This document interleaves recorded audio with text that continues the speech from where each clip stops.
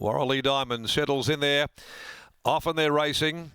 And Salary Man was actually the first to hit the ground, but Flavoursom's got early dash, and likewise Heaps of Moolah out in the middle of the course, but burning across and is going to get to the lead fairly comfortably as they swing down by the judge the first round. Pushing up Dandy's Gem, it'll get into a lovely spot soon after. Likewise the favourite Startling Star. Warrelly Diamond next the rail, followed then by Cressy, who's scouting just a little wide, going over to the crossing from Point of Luck. Al Unique down near the rails is next of all, followed by Only Us, Zumachino, Latham's Wish, and back at the tail is High Precision. As they sorted themselves out, going over to the 1400, Heaps of Moolah was able to find the fence very early on in proceedings, takes them into the back straight from Flavoursome up running second. Third is Dandy's Gem, 3/4 Salary Man. A length and a half away then Startling Star on the outside of Warrelly Diamond, sitting deep outside of those, but a length off them next is Cressy. The same margin to Al Unique down near the inside, being followed by Point of Luck, the grey, pulling a little 3 deep outside of it is Only Us. As they gallop out by the 1,000 mark, they're being followed down over on the inside by Zumachino. Latham's Wishes back there, and Pike saw them all aboard High Precision. He whipped them in as they go to the top of the course at the 800 metre mark to the side. Heaps of Moolah out by 3/4 to a length on Flavoursome. They've gone along at a good steady gallop. Back on the rails, Dandy's Gems had a great run as they worked down the side of the course, being followed by Salary Man. In behind them, off the bit, but being urged along, Startling Star trying to pick up and get going. Coming into it from Warrelly Diamond, Cressy has covered extra ground, followed then by Zumachino, and then further back is Al Unique, but Heaps of Moolah led clearly at the top of the running. 3:75 to go, out by a length and a half Flavoursome. Dandy's Gem into the clear. Startling Star is starting to run on strongly. At the 200, Dandy's Gem comes at Heaps of Moolah, who won't lie down. Heaps of Moolah, Dandy's Gem, Startling Star trying to get to them. Dandy's Gem though hits the lead.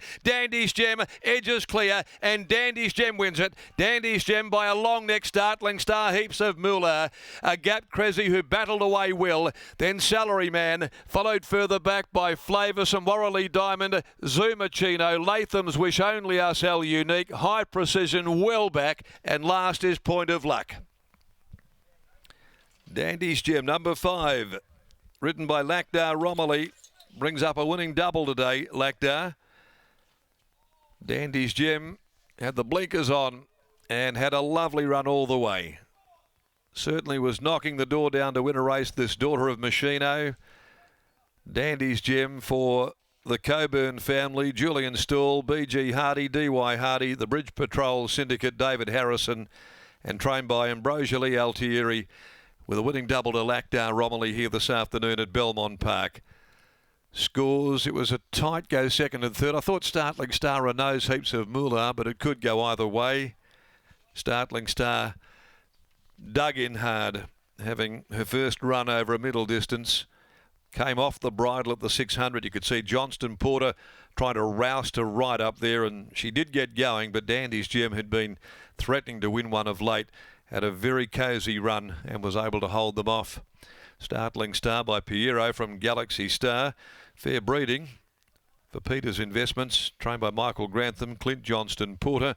Heaps of Moolah has run a terrific race in front with no weight by He's a Decoy, and trained by Mickey Miller, ridden by Ava Catarino. 5, 2, 14 and 13. Cressy a distant fourth, but did tramp deep all the way. 5, 2, 14, 13 margins. A long neck and a head, 2:12.39 the time, and 35.34 the last 600. Final event today at 18 after 5, the Morley Growers Market Handicap, 2 Sentimental Bell, 3 Grand Reserve come out. We've got 13 to do battle. Alex Hearn will ride number 6 in Lace Vinsky. Fair to say, this is an overdue win for Dandy's Gem, taking out race number 6, Lock. Exactly right, Darren. Finally for Dandy's Gem, she's been knocking on the door, and today is her day as Ambrosia Lee joins me now. Congratulations on the win. You can't knock this mare's form because she's hardly run a bad race this campaign. Yeah, she's been very consistent this prep, and I'm super happy with the way she's working. After her last run, she's just improved since then. Talk us through the gear change. It's not a gear change we see too often. The blinkers went on, but only on the near side. Yeah, so After her last few runs, we just get her rolling early and find that she seems to kick when the horses catch her. So we decided to take off the outside blinker so she can see them before they catch her, and hopefully she kicks back quicker. It had been over 300 days, I should say, since she was last in the winner's circle. Were you a little bit nervous over the concluding stages? When were you completely confident that she had the race won? I think when she knocked him out and kicked back, and when Startling Star was running down her outside, she just kept kicking. So definitely a big improvement. A wonderful result, a great training performance. Well done. Thank you. There's Ambrosia Liartiri after the win of Dandy's Gem, and a lovely ride from Lakdar Amoli, who brings up the second leg of a double in the box seat from barrier number 2, and 200 metres out from home. It was either Dandy's Gem or Startling Star that you wanted to be on, and under the urgings of Lakdar, Dandy's Gem really found over the concluding stages. Certainly did, and a great result too from Ambrosia Lee, obviously a long time employee of David Harrison. They've worked alongside each other and worked really hard, and then obviously Gemma's son being the highlight of Ambrosia's career. But for Dandy's Gem, she's been knocking on the door, and it now opens and she wins her second ever race. Lakdar Rumley riding in particularly good form as well. He's going to head in and weigh in, and then we'll get a word lock. But with the run that she enjoyed there, you probably would have been a bit disappointed if she didn't at least hold her own. Startling Star, Clint Johnson-Porter gave her every chance. She loomed like the winner, but probably just sort of peaked over the last 100. It is really the type of race where an honest horse can get their day in the sun, and that was Dandy's Gem. Placed at her last 3 starts prior to this afternoon.